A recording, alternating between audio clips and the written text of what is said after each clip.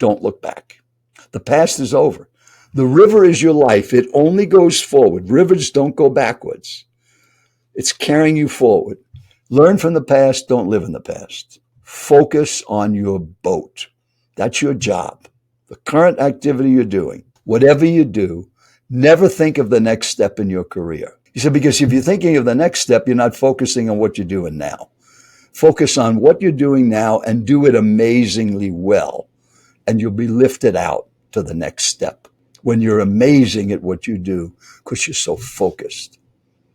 And then he said these magic words, just make it. Hello and welcome to Marketing Speak. I'm your host, Stephan Spencer. It is my pleasure to have Joel Weldon with us. Joel is a member of the Speakers Hall of Fame. He's been paid to speak at over 3,000 events around the world. He's coached over 10,000 speakers using his ultimate speaking system. Some people can do and some can teach, but Joel can do both. Today, Joel coaches people on how to be even more effective when speaking on stage, on videos, podcasts, or in client meetings. Joel, it's so great to have you on the show. Well, it's a pleasure, Stephan, to be here. Yeah, and we know each other through Genius Network, and I think very highly of you, and I'm excited to have you on. You've been on my list of folks I've wanted to have on my podcast, so thank you for being here. Well, let's get started because your listeners are busy entrepreneurs wanting to know how they can market and sell even better, and they're here because they want to get some good ideas. And you know that one of the keys to marketing and selling is your ability to communicate. So what's your first question, wonderful host?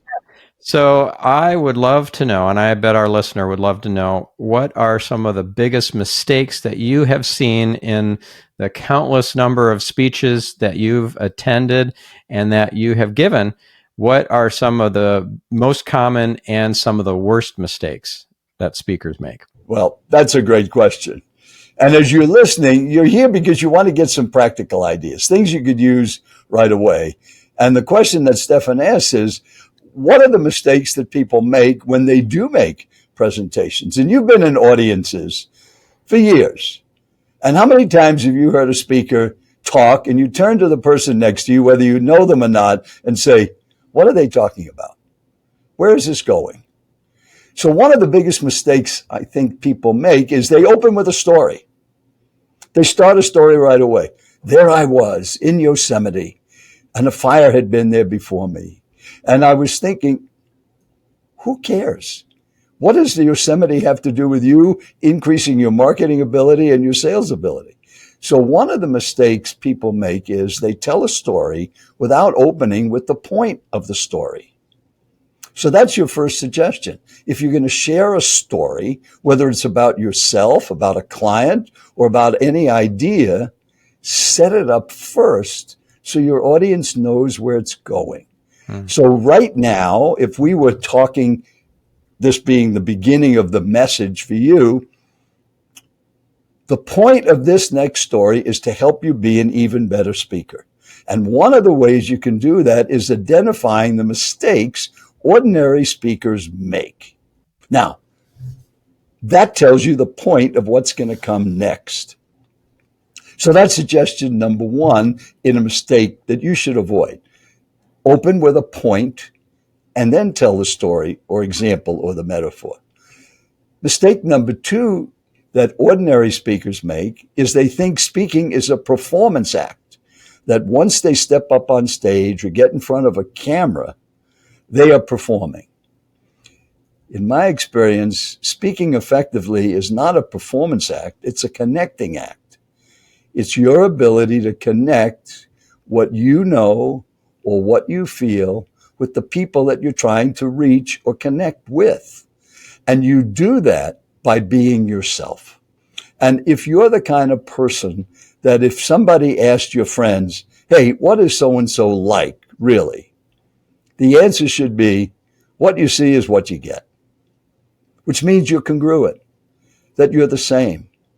And I think that's one thing that Stephan and I have going for each other with our relationship since we've known each other for many years through Genius Network. Stephan is always the same, and I'm always the same. We're not putting on an act. When we meet each other, when we talk about his son David or his business or any of those other things, it's all the same. So whenever you make a presentation, just be you. Just be you, because that's how you have learned to be successful, connecting. So it's not how do you use your voice or your body, or how to make gestures. That's acting. And think of what an actor does. Great actors, Tom Hanks, Meryl Streep, the great actors and actresses, they have the ability to pretend they're somebody they're not. Is that what you want in a successful marketer or sales professional? That they have the ability to be somebody they're not? That's not what clients are looking for. They want congruency. They want connection. They want to know who you are. And you do that by just being you. So mistake number one is not opening with a point. Mistake number two would be thinking that you've got to perform when you don't have to. You can just be you. And by the way, if you happens to be dull, boring, and monotone, then speak dull, boring, and monotone. But we just bring it up in the introduction ahead of time. So let's say that that's what I was. Dull, boring, and monotone. In the introduction you heard, it would have said something like this. By the way, Joel isn't a speaker. This is out of his comfort zone. As a matter of fact, he's very a dull, boring guy. Matter of fact, he's probably the most boring person I know. If you were to look up the word boring in a dictionary, you would see a picture of Joel Weldon. Now, the fact that he's boring, put that aside, because when it comes to making effective presentations, Joel knows more about that than anybody I've ever met. So please welcome my speaker training friend, Joel Weldon, the most boring guy you will ever meet. Now, if this presentation was dull, boring, and monotone, and you heard that up front, you know what your mind would be saying? Well, he's not that boring. He's not that monotone.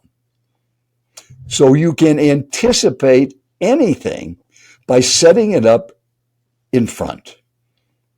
This is not something that they normally do. If that's your case, put that in your introduction, that I've asked them to come because they're an expert on widgets.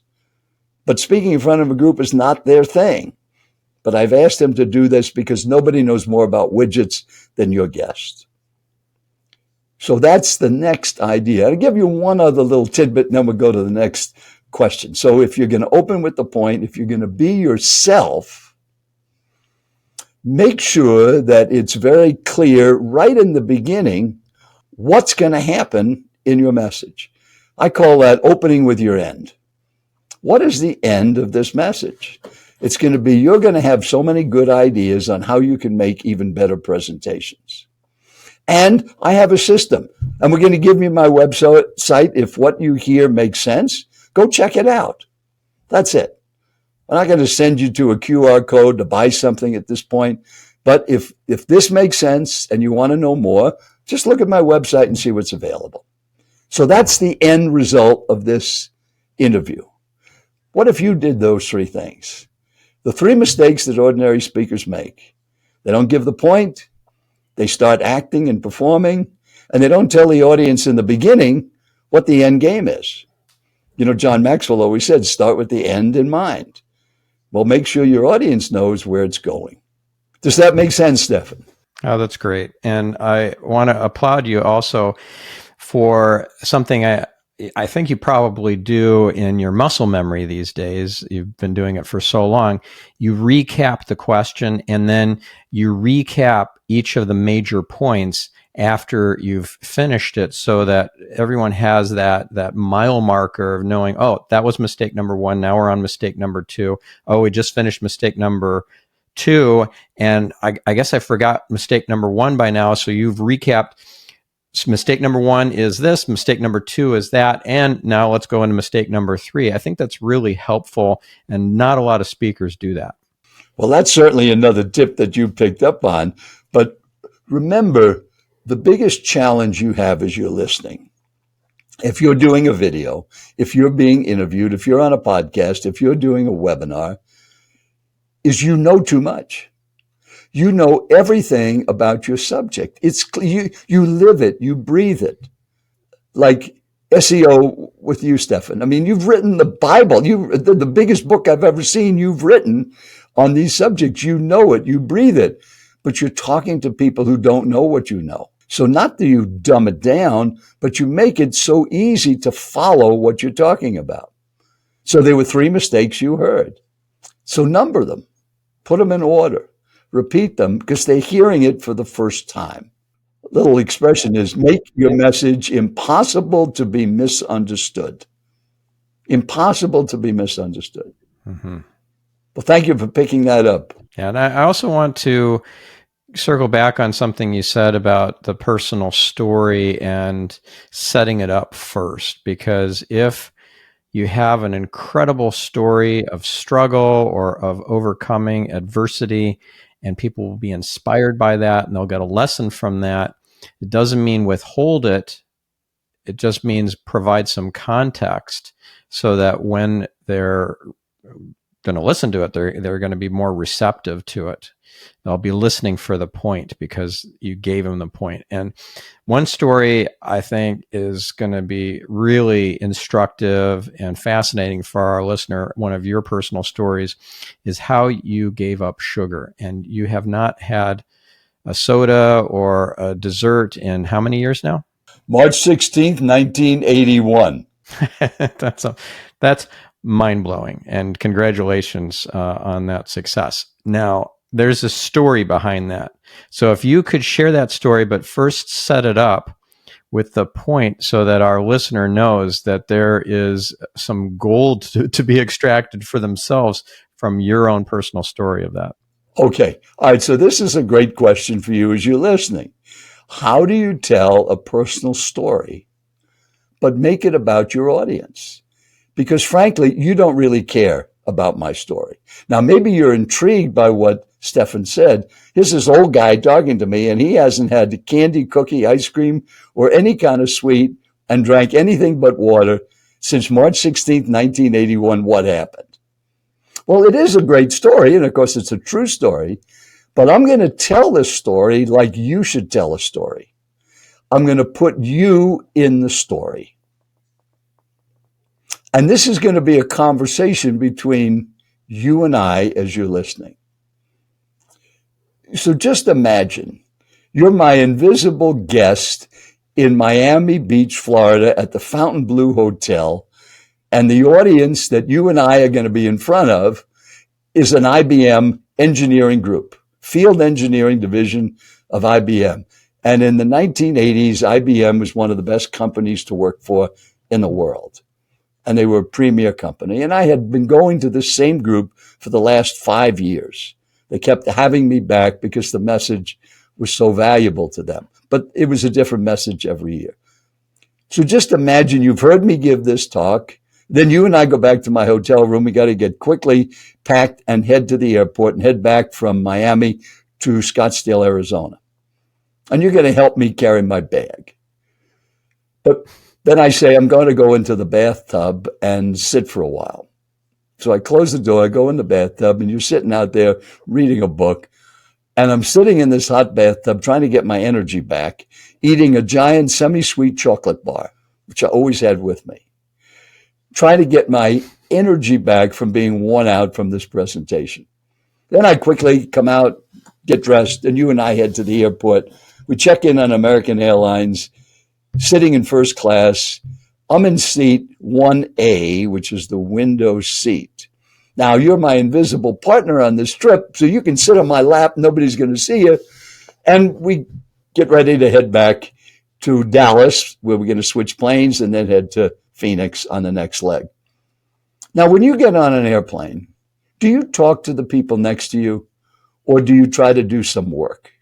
What's your normal habit? Would you say hello to the man or woman next to you, or would you be quiet? So, Stephan, what would you do? Do you talk, or do you just stay quiet? I actually listen to my intuition on what to do there. So I would identify more as an introvert than extrovert. So I would prefer to keep to myself and work. But if I'm being nudged to talk to the person, which I have been, then I will. And something amazing will happen usually. Okay. Well, my habit is I have work to do. So I've finished this meeting. They filled out a critique card. And on the plane, the first thing I do is look at these feedback cards on what they got out of the program, what they like best, and what could have been improved. And that's the single most powerful thing that you can do if you make presentations. Get feedback from your audience. Now, Talkadot and so many other online programs let you do it on a virtual call. And we do virtual trainings every month with some of our groups, and we always have a feedback card. And in live meetings, we'd have a little green feedback card on Joel, and it would ask 6 simple questions. And that's how I got paid. Anything on a 1 to 10 scale under a 7, I didn't charge for. And that was my guarantee for almost 50 years as a professional Hall of Fame speaker. I wanted to be under the gun every time I spoke. How about you? Do you like to be responsible for what you do, or do you want to get a salary? Well, if you're an entrepreneur, you don't get a salary. You're getting the rewards based on your efforts. So that was my plan on the plane, Stephan, was to review my evaluation cards, which I was. So I don't talk to anybody. And then the flight attendant comes over. We're up at altitude, and she says, we're ready for dinner. Now, this is in 1981. Things were different in 1981 on American Airlines in first class. It was truly a first class experience. And as you're listening, if you're too young to remember what it was like flying in 1981, people actually dressed up to go on an airplane. They didn't go out on shorts and a T-shirt and no shoes like you see today. Or they got thongs on. So the flight attendant says, you need to remove those cards because we've got to get the food out. And a few months later, she comes with this beautiful tray of a big steak and my big glass of Pepsi and a chocolate layer cake, and puts it down with real silverware and linen napkins and a tablecloth. And then something happens that's different. So you're my invisible partner as you're listening. In 1981, they had smoking on airplanes. So we're at the bulkhead, row 1, and row 2 is no smoking, the seats behind us, but row 3 is the smoking row. There were 3 rows of first class on those jets in American Airlines in 1981. And for some reason on that day, the circulation system wasn't working, and the smoke was hitting the bulkhead, Stephan, and kind of rolling right into our face. It might as well have been like we were supposed. Would you be happy with an experience like that? No, not at all. Not at all. So I said, and I'm sure as you're listening, you've said this, where you're with somebody you don't know, you haven't made any contact with them at all, and you say something sort of in their direction, but not directly at them. And I made this comment as the food was put in front of me. Oh man, this smoke is really bad. And the man next to me says, in this exact tone and volume, not as bad as that crap you're about to eat. Now, those are the first words between us. What would you have done? As you're listening to that, a complete stranger looking at this beautiful first-class meal says you're eating crap. Well, I was just so taken aback. I said, well, what do you mean? He said, do you really want to know? In that tone of voice. Well, are you hooked now? Would you have wanted to know why this guy is saying that? Yeah. Because he refused the meal. There was nothing on his tray. I said, yeah. He said, do you like rolls? I said, yeah, I love rolls. So he reaches over and he grabs the roll and he picks it up, and I can still see him. He holds it in front of me. He squeezes it. He said, this is made with white flour. Rats don't even eat white flour. It's crap. He threw it on the floor. He said, you put butter on your roll? You're not eating that roll now. Do you put butter on the roll? I said, yeah. He said, there's no butter in here. This is chemicals. It's chemical. It's crap. Threw the butter on the floor. He said, do you eat your salad? I said, well, there's nothing wrong with salad. No, the salad's good. But what are you going to put on? You're going to put that dressing on there? It's crap. It's chemicals. There's no salad dressing in. This is chemicals. Threw it on the floor. And then he says this. Now, if you were, as you're listening, if this happened to you, would you just be totally bewildered. What, this guy's throwing your food on the floor. He's kind of yelling at you, and you don't even know who he is. And then he says to me, "What's your name?" I said, "Joel Weldon." He said, "My name's Alvin Casuto." And he reaches over and shakes my hand. And he said, "I used to be like you. I used to eat crap until somebody told me what I was doing. And that's what I'm doing. You're eating crap. And do you drink that Pepsi?" I said, "Oh, yeah, I love Pepsi." He said, "You might as well just drink a bowl of sugar. That's filled with sugar. That's the worst thing you got there." Yeah, in fact, you could do a fun experiment if a kid who is like, or a grandkid who just lost a tooth from, was going to put it under the pillow. Do the experiment instead where you drop it into Pepsi or Coke and leave it overnight. It's gone the next morning. No. It's gone. A baby tooth would disappear from. Well, that's all I did. I never even heard that. That's how could people drink that stuff? But that's all I drank all day long. And I ate sweets. Oh man, I just love sweets, especially that semi-sweet chocolate bar. And I had cookies and candy in my bag as well, in case I ran out of other things to snack on. So let's stop right now. Now, do you know the point of the story? How an experience can change your life, because you heard the end result that I haven't eaten anything sweet or had anything to drink other than water since March 16th, 1981, which was the date of this flight and meeting Alvin Casuto. He literally changed my life. Also, did you notice in telling the story who came along with me? You're my invisible partner. Involve your audience. Now I'm going to ask you, like I did Stephan, you as the listener, what would you have said? What would you have been thinking? If you added that in your stories, if that was you, how would you have responded? What would have been going through your mind if you had heard something like that? A complete stranger throwing food on the floor right in front of you. Well, you'd be curious. So he asked me my name. We introduced each other. And he said, "I don't know what you do," but he said, "I could tell you're eating crap because you look tired." "Are you tired?" I said, "Yeah, I am tired." He said, "What do you do?"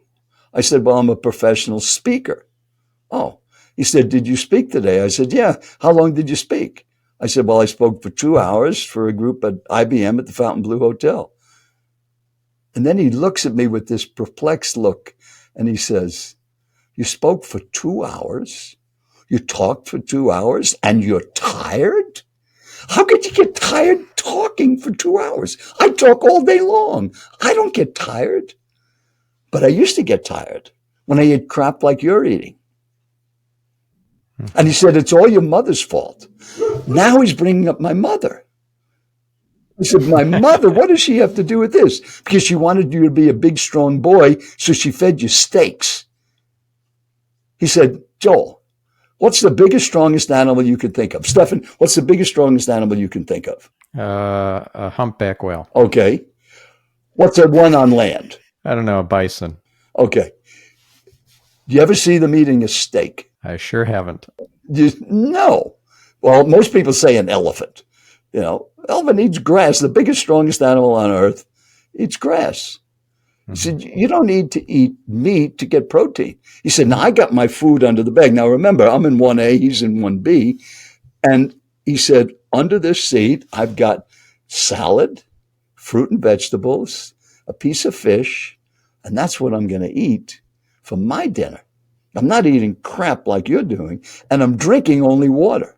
And that's all I drink." He said, "What about that piece of chocolate layer cake there?" I said, "Oh man, I love chocolate." He said, "You might as well just eat poison. It's filled with sugar.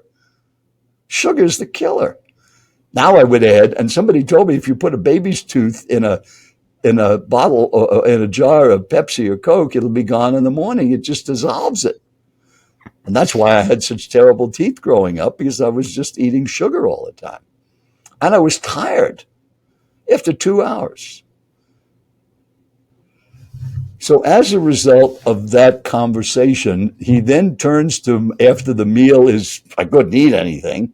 And I ate the salad and the vegetables and a little bit of steak. He said, you can have a little bit of red meat, but you don't want to eat a big steak like that. Chicken and fish is what you should be eating mostly. And a little bit of lean meat is okay, but don't overdo it. And don't eat sugar or sweets. Drink only water. And he said, I see these green cards. What is that all about? I said, well, this audience rates them, and then they write the best ideas. What was the best idea? He said, because I see these goals. It says I'm looking, because he's looking at the cards. I said, yeah, 30-day goals was the suggestion they felt was the best idea of the whole seminar. I said, all right, why don't you do that? Why don't you set a 30-day goal, stop eating crap, eat chicken and fish, fruit and vegetables, drink only water, and no sweets, and see how you feel. Here's my business card. And then send me a note or call me and tell me what happened. Well, you already know the end of the story. When I got home and told my wife, Judy, what happened, she had just finished reading Sugar Blues. And Sugar Blues in the late 70s and early 80s was one of the top books. First time ever, Stephan, people were talking about the negative effects that sugar has, especially in soft drinks. And she was a big fan of that and said, I think, Alvin's right. Why don't you try it? Now, as you're listening, you have heard people that have addictions, whether it's smoking in the past, now very few people are smoking, or alcohol, or drugs, or work. When you have an addiction, it's out of your control. And that's what I had with sweets. The minute I'd get home out of the airport, I'd stop at Baskin's and Robbins, get a double scoop of burgundy cherry ice cream, eat it on the way home. Automatic.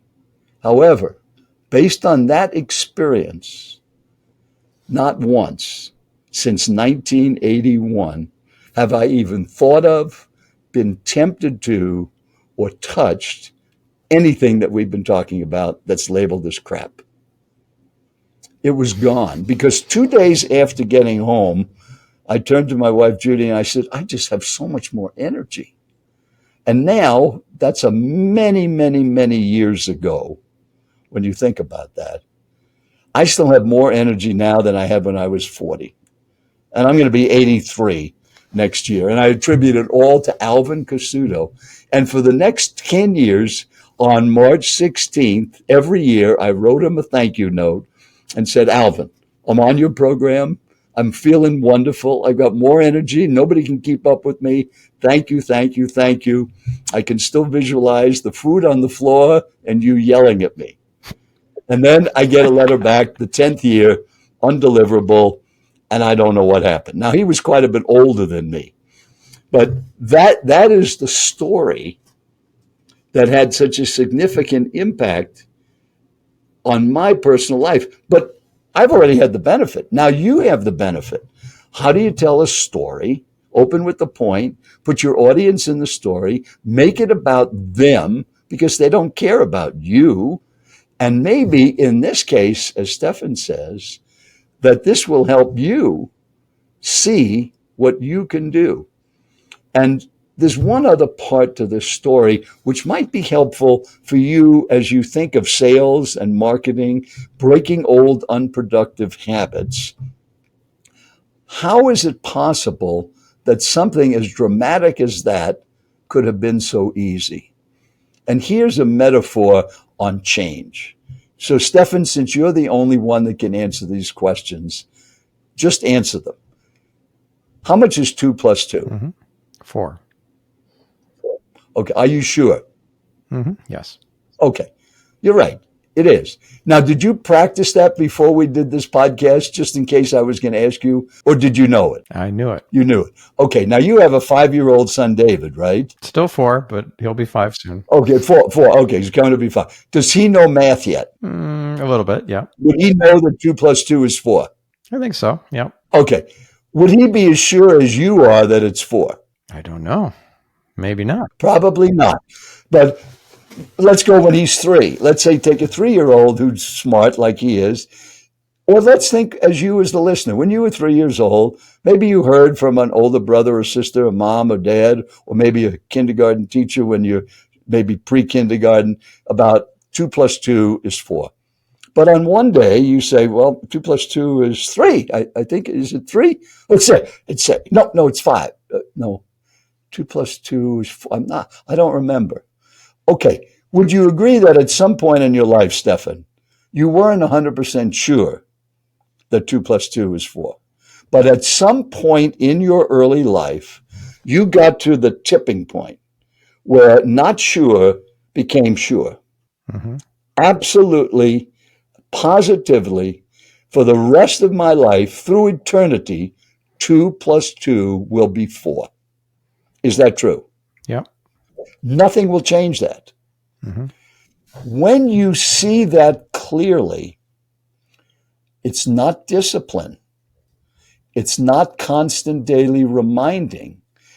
Your brain and your soul knows that 2 plus 2 is 4. Unshakable faith. And that's what can happen in breaking habits. That day in March of 1981, the second day, which was March 21st of that experience with Alvin, it became so clear to me that what I was eating was making me tired and not giving me the energy I needed from my food. And I was never going back. And it wasn't discipline. It wasn't willpower. It was understanding the power of drinking water, eating fruit and vegetables and chicken and fish and a little bit of red meat, and exercising every day, all the other things that we know about. Effortless, just like it was effortless for you to know that 2 plus 2 is 4.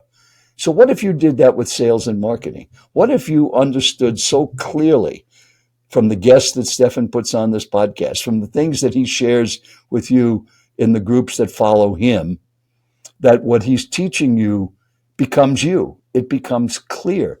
It then is an effortless transition. You don't need to think about it. Stephan said he didn't practice 2 plus 2 is 4 before we got on this podcast. He knew it. He knows it now. He'll know it tomorrow. And there's no effort. And that's what can happen with your habits and addictions. Once you see so clearly, it can be effortless. Now, is there a physiological change in my body having fed it sugar for all of those years, 40 years? Because I was 40 years old at that time, and now I'm going to be 83. So that's 43 years ago. More than half my life has been spent without it, even though the first half was spent with it. I'd eat a whole box of See's candy at Christmas time rather than one at a time. Constant sugar addict, gone in 2 days. What do you want to have gone in 2 days from your life? Start studying about it, get a clear picture, and once you see that 2 plus 2 is 4, transitions can be effortless for you. So that's the story of drinking and eating healthy, thanks to a stranger on an airplane. Never saw him again, just communicated by mail. But what an impact. Yeah. That was an angel. That was an angel, a divine setup for you. Yes. Well, Yeah. everything happens for a reason. We meet the people and the Yeah. situations that we need at the moment, and that's what I needed. And I'm sure I wouldn't be here today if I hadn't met Alvin, if I had kept eating and drinking what I was doing. Yeah. And what a beautiful coincidence. Of course, there are no coincidences, but that your wife was at that very moment reading the book about sugar blues. Yeah. Yes, Sugar Blues. Yes. Now, nobody in the family, I never stopped anybody from eating it, but they could do it. I mean, Judy could take a piece of chocolate cake, take one bite, wrap it up, and save it for the rest of the week and have one bite a night. I couldn't do that. If we put a piece of chocolate cake, I'd eat the whole thing and ask for seconds. Yeah. Yeah. I heard this before that each of us is wired either as a moderator or as an abstainer. So I'm an abstainer, meaning I cannot just have a bite. I need to have the whole thing. And I need to keep eating. I just can't stop until it's gone. And then I look for the next piece of whatever. So I have to cut it out completely. So I'm an abstainer. Well, there's a great expression that explains that. When moderation isn't an option, abstinence is the only solution. So I'm exactly like you. Mm-hmm. It's all or nothing. All right. So what else about speaking can we share with your wonderful listeners? Okay, but one other side note before we jump into the next speaking topic, I just want to mention here when you were talking about 2 + 2 = 4, and am I sure? And so this one quote popped into my mind. It's from Mark Twain, and I just wanted to share it and get your take on it. It ain't what you don't know that gets you into trouble. It's what you know for sure that just ain't so. Yes. You know that quote? Yes, that's true. What pops in your mind when you hear that? I think the way that you might figure out what is true for you is how I feel the most successful people have governed their life in all areas, whether it's athletics, politics, business, making lots of money, whatever it is that they're in, and they become extraordinary, is one of the common qualities I see of these extraordinary people is the same answer I would give if you would ask me this question. Joel, what makes a great speaker? Ask me that question. Joel, what makes you a great speaker? No, what makes a great speaker? Okay, what makes anybody a great speaker? Results. Yeah. And if we use that same word to what you're saying, what is really true for you as you're listening? What is getting you results? If you're doing some kind of a marketing effort out of the box from what you've doing before that Stephan had given you an idea, what are your results? Is it working? Is it working better than anything else you've ever done? Then that's a great idea. If it's not a good idea. So look at your health and your body right now. Do you have enormous energy begging to be released, that you don't get tired during the day? Your mind works faster than it ever did. If that's not happening, you're not getting the results that you should get. So you need to look at what are you doing that's preventing you from being the best possible you. And however, if it is working for you, don't change things that work. So that's been one of my core values is results, that one thing. Are you in a relationship that's working? What are the results? Are you a good parent? What are your kids like? Are you a good dog trainer? What's your dog like?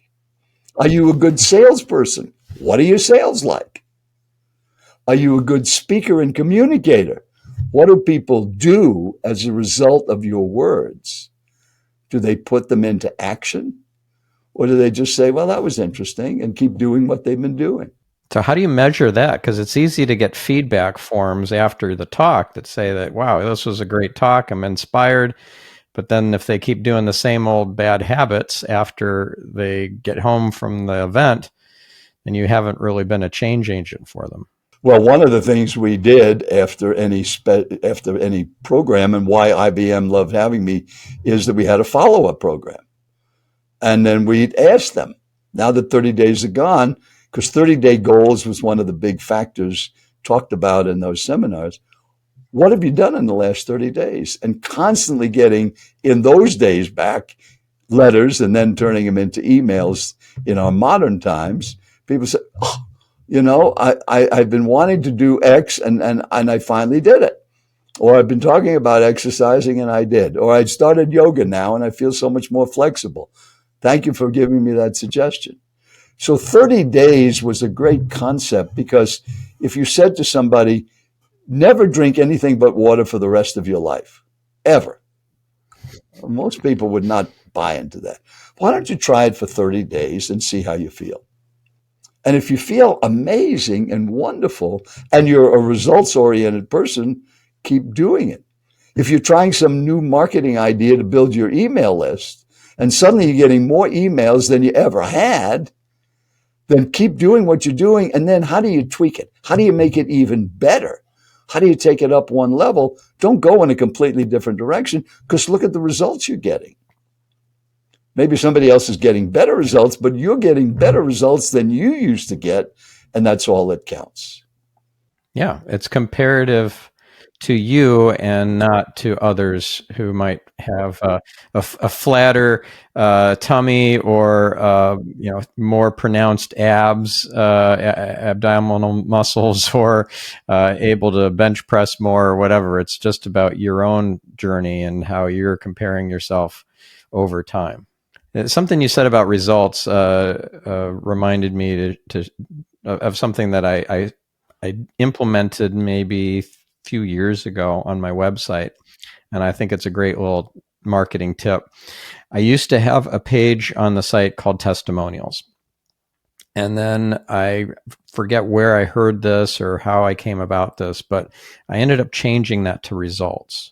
And I made sure that it also included all the case studies and any podcast episodes where I was interviewing the client, so that those were success oriented or case study podcast episodes, as well as the case study write-ups, as well as testimonial quotes. And that is not just praise, that's results. And I think that is much more compelling and more interesting for a visitor going to your website. So what was the gist of the 30-day goal? So everyone writing their feedback form, many of them said that the 30-day goals aspect of your talk was the best thing from it. What was the gist of that? Yes, that consistently came up as certainly one of the top three whenever it was used. And because everybody is pretty much goal oriented, especially your listeners. If you're an entrepreneur, business owner doing sales and marketing, you have goals. But most people set big goals. And this came from a personal experience I had in 1967 when I heard the Earl Nightingale Strangest Secret record. I was a carpenter, banging nails, digging ditches, going nowhere fast, no formal education, didn't do well in school, had no goals, just kind of drifting by, making $62.50 a week doing hard labor. And a guy in our church asked me if I wanted to sell World Book Encyclopedia door to door on a commission, which sounded like the stupidest thing in the world because I couldn't talk to people. Do you remember when you were young? Were you, as you're listening, were you who you are today, or were you very different? People change. People find it hard to believe that I was shy and self-conscious and no confidence, but that's exactly what it was like, because I'd never done anything. And I was, at that time, I was 26 years old, married, and going nowhere. And I heard the strangest secret. And it enabled me to get into a sales job. I didn't do well in the beginning, but eventually figured it out because of that record. And on the Earl Nightingale Strangest Secret record, which you should go to YouTube and watch, it's still the largest selling recording ever made of a spoken word message. He talked about setting goals. So I set some goals. And I set a 5-year goal, a 10-year goal, and a 1-year goal. And by the end of a year of goal setting, I was so frustrated and discouraged. I went to my boss who had given me that record. I said, this goal stuff don't work. And he said, tell me your goals. And I said, well, I got a 1-year goal, a 5-year goal. He said, Joel, you need to hear the winding river story. So now as you're listening, maybe you need to hear the winding river story if you're not achieving your goals, if you're getting frustrated and discouraged because you're not getting where you want to go. So here's what this very wise man said to me. Picture yourself in a boat, in a river that's a winding snake-like river. Stephan, do you have that picture? You have a little tiller. You can give some direction to the boat because there's rapids ahead, boulders to watch out for. You can move the boat a little, but you don't have an engine. But there's steep-walled canyons on both sides of you. And it's a winding snake-like river. So as you're listening, answer this question. Stephan's going to do it for you. How far ahead can you see in this boat going down this river? Maybe 100 meters. Or what are you seeing up in front of you at 100 meters? Well, it makes a bend and I can't see. It makes a bend. So you can see to that bend. It could be 200 or 300 or whatever, but you can only see to the bend. When you make that bend, now how far can you see? Yeah, maybe another 100 or 200 meters. To the next bend. Right. And then Vernon says to me, Joel, the boat is your current job. The river is your life. And at the end of that river is a beautiful, placid lake. And because you're a young person, you're going to make it to that beautiful, placid lake if you do three things starting right now. Because I'm in an airplane looking down at this winding river and your boat and you. And I can see all of the rapids ahead, the boulders to watch out for. But there is that beautiful, placid lake, and you're going to make it there if you do three things. Number one, don't look back. The past is over. The river is your life. It only goes forward. Rivers don't go backwards. It's carrying you forward. Learn from the past. Don't live in the past. Number two, focus on your boat. That's your job. The current activity you're doing. Whatever you do, never think of the next step in your career. I said, what do you mean? He said, because if you're thinking of the next step, you're not focusing on what you're doing now. Focus on what you're doing now and do it amazingly well. And you'll be lifted out to the next step when you're amazing at what you do because you're so focused. And then he said these magic words. Just make it to the next bend in the river. I said, well, how far ahead is that? Now, you said 100 meters, 200 meters. We don't know. He said, when it comes to setting goals, why don't you just set 30-day goals? You can have a yearly goal, but break it down into 30-day pieces. If you want to sell 300 of them, well, what can you do? Divide that by 12.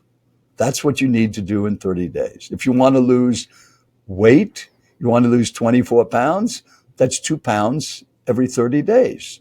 And in a year, you've lost 24. Break your big goals into little goals. And you're going to make it to that beautiful, placid lake at the end of that river. Well, Stephan, I can just retelling that story to you and your listeners. I can just hear this man telling me that in 1967. And that was a change in my life because that's when I started setting only 30-day goals. Not 10-year goals, not 5-year goals. Things change so fast. But you put a full commitment in. So that's the story of 30-day goals. And hopefully that's helpful as you're listening to your goals. You can have the 5-year plan, but we're going into June in a few days. What are you going to do in June? What are you going to do now? Not in 5 years. It creates such great urgency and gives you focus, which is so important. So that's the 30-day goal story. Yeah, I love that. I love that. And a funny quote that I remember, kind of related. It's from Mike Tyson. Everybody has a plan until they get punched in the mouth. Yeah. Yes. Yes. But you can still handle that when it's 30 days. You've got 30 days to recover, or 28 days, or 15 days. And then you reset the goal. Yeah, that's cool. I can see why so many people wrote that down in their feedback forms. Well, it's amazing. Just yesterday, we got an email from somebody who heard me 40 years ago. And in there, he said, yes, I remember Make It a Great Day and the 30-day goals and the Winding River and Coyote Power, which was one of my themes. And that was 40 years ago. And he just happened to read a post that Jenny put on Facebook and stumbled across it. When you have a story that impacts your listener and you make it about them, not about you. I know the story of the Winding River, but as you're listening, now you know it. Are you focused on your current activity? Are you not looking back? Are you looking ahead? And are you making it to that next bend in your Winding River? Because you are in a boat going down a river. And right now, wherever you are in your life, you can only see so far ahead. You can't see the rest of your life. Now, at my age, going to be 83, I've had a longer distance. And I know that, like Stephan says, there are no coincidences. There are no accidents. All things work together for good. That's what I've learned in my entire life. Everything bad that happened was really good. When you put it in perspective, you wouldn't be where you are now if what had happened to you hadn't happened. But when you're going through the tough times, it's hard to think that it's good. Yeah. But it is. Yeah. There's a blessing in there. And if that was your mindset when something bad happens, that's good. Mm-hmm. And I have a video that you saw me give at the annual event at Genius Network on that called The Glad Game, when W. Clement Stone taught me that. He was one of the top motivational speakers back in the 80s and a billionaire. And he gave a talk and he explained that when anything bad happened, the first thing out of his mouth was he'd scream, "That's good." And then my mind would set about figuring out what's good about it. So he told this story. He said, as a matter of fact, coming to the Palmer House, and that's where he was when I heard him tell this story, he said, my limo was hit head on and destroyed. The driver was okay. I was okay. And when we got out of the car, we looked at this mess and the driver told me, my limo driver told me, it's totaled. And I said, that's good. And he said, Mr. Stone, why is that good? He said, we're getting a new limo. And just then the guy next to me, a complete stranger, says, yeah, because he's a billionaire, he can get a new limo. And I was just thinking, he's right. He's a rich guy. He can just replace things. And just as both of us are thinking of that, this tiny little man, and he was a tiny guy, must have been 5'2", with a bow tie and a beautiful suit, said, now you're probably thinking it's because I'm rich that I can get me a new limousine. Well, I am rich. And then he made this statement. How do you think I got rich? By saying, when anything bad happens, that's good. And letting my mind figure out, how do I turn the negative into a positive? How do I make something good out of this accident? How do I make something good out of this business failure? How do I make something good about this lost sale? What if you did what W. Clement Stone did for his entire life? Say. That reminds me of another famous quote. This one's from Judaism. Rabbi Nachum Ish Gamzu was famous from hundreds and hundreds of years ago, famous for saying, this too is for the good. No matter what it was. I agree 100% for that one. Yeah. Thank you, Rabbi. Yes. This too is for the good. Yeah. That would be a great, if you had that mindset, it's all in your thinking. And if you're an entrepreneur, the wonderful thing is you control your life. It's your choices to use marketing, to use sales, to use speaking to grow your business. It's all mindset and it's all perspective. And when you see it as life is a positive conspiracy, it's a rigged game, but rigged in your favor, right? So I agree. You're absolutely right. Earl Nightingale, and how he with his record changed your life, and he ended up becoming a friend of yours too. Yes. What are the odds of all this stuff happening? It's amazing. No. The last 3 years he moved to Scottsdale, and I spent a lot of time with him, and his wife is still a very good friend. He passed on in 1989, and he was the first guest on my new houseboat in 1987, and have a picture of he and I sitting up on that upper deck, and he just had a wonderful experience. And who would have imagined that in 76 I would hear him for the first time, and now in 1987 he's on my boat when I was making no money. $62 a week times 50 weeks, $3,500 a year. It's amazing. Yeah. But that's what you can do when you get the right ideas. Yeah. And you have a guide at your side, somebody to help you. And that's why you follow Stephan. That's why you're on this podcast, is to get good ideas. And then it's up to you to implement them and get results. And if you're not getting results, stop doing what you're doing. It's not working. And you have such good ideas, not just on speaking, but on life. And I get to hear those every Genius Network meeting. You're I think the only other speaker besides Joe Polish, who runs the group, who speaks every meeting, because you're providing those 10-minute talk presenters with feedback real time right after their talk. And you share such amazing wisdom, tips for the entire audience to learn from the best practices of even the most, uh, kind of early stage speakers. They did something right and you picked up on it and you wrote that down, and then you go and congratulate them for it and unpack it, explain it to the audience so that they can apply that same technique in their own speeches. Really, really cool. Well, thank you. Glad it's helpful. 10 years of doing that. Yeah. So now I know we're out of time, but I just wanted to, first of all, bring that up as an example of you actively engaging and sharing your wisdom on a regular basis. I think that's awesome. And I just want to also encourage our listener who is interested in up-leveling their speaking to work with you, because you have your ultimate speaking system, and you provide training and coaching and assistance for your clients to get them to the next level in their speaking, even if they're just at the beginning, or if they're already seasoned speakers, if they're even professional speakers making a living off of speaking. You can help all of them. Yes, we've been very blessed with working with some amazing speakers and watching how they can take it to the highest level.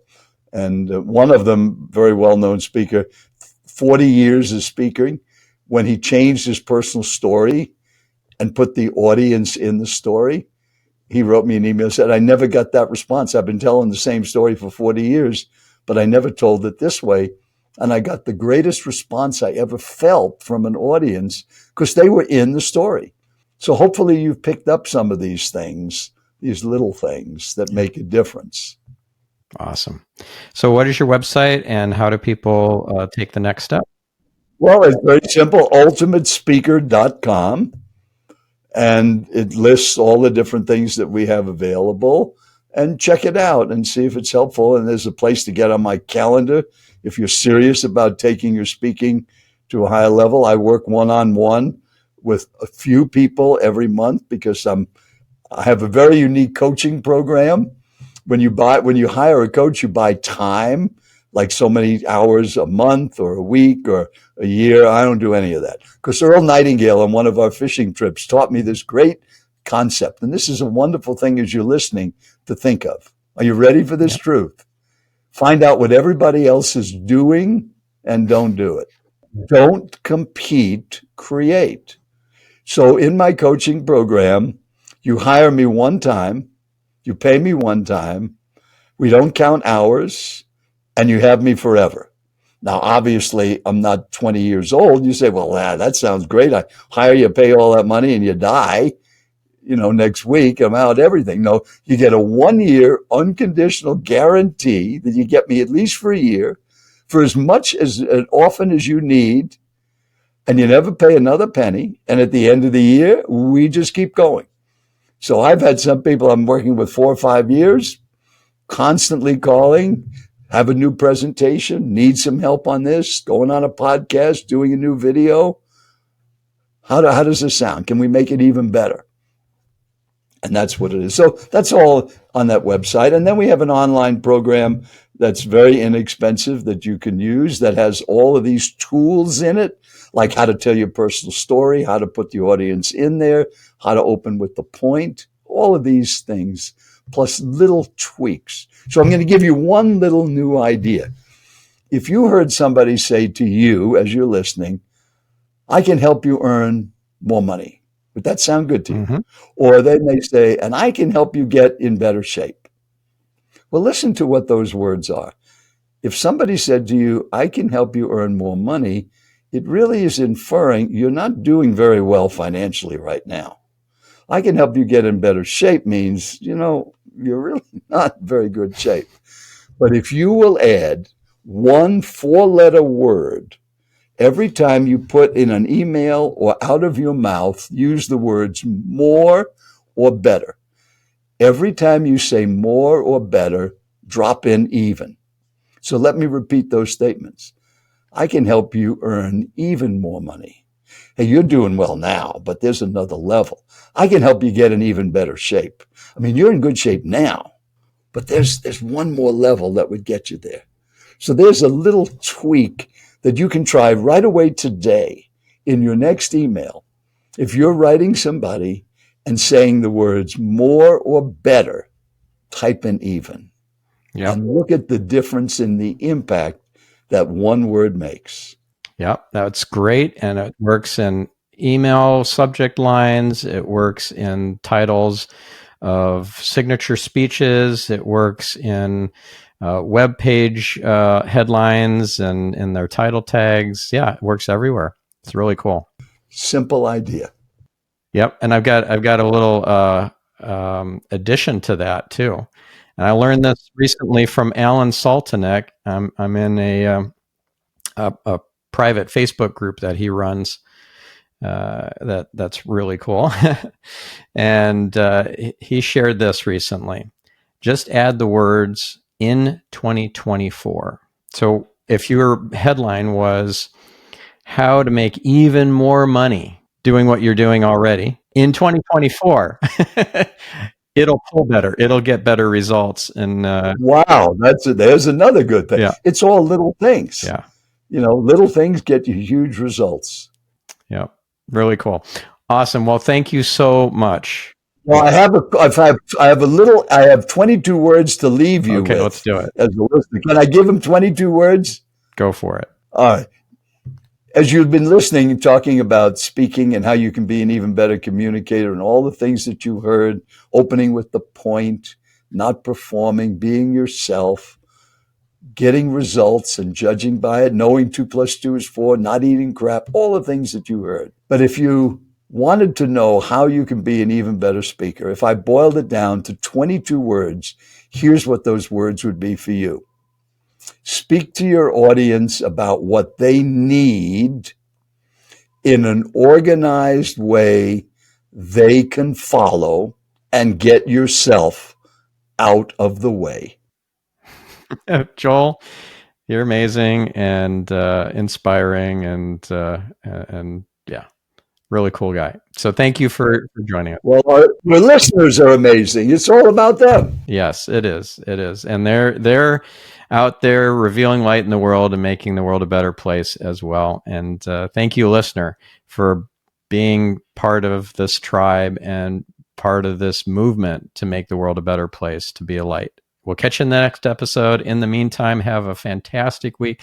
Make it a fantastic week. I learned that from you, Joel. Yes, make it a great day. Because it's not enough to just have a great day. You got to make it, right? So you've got the creative force to do so. We'll catch you in the next episode. I'm your host, Stephan Spencer, signing off.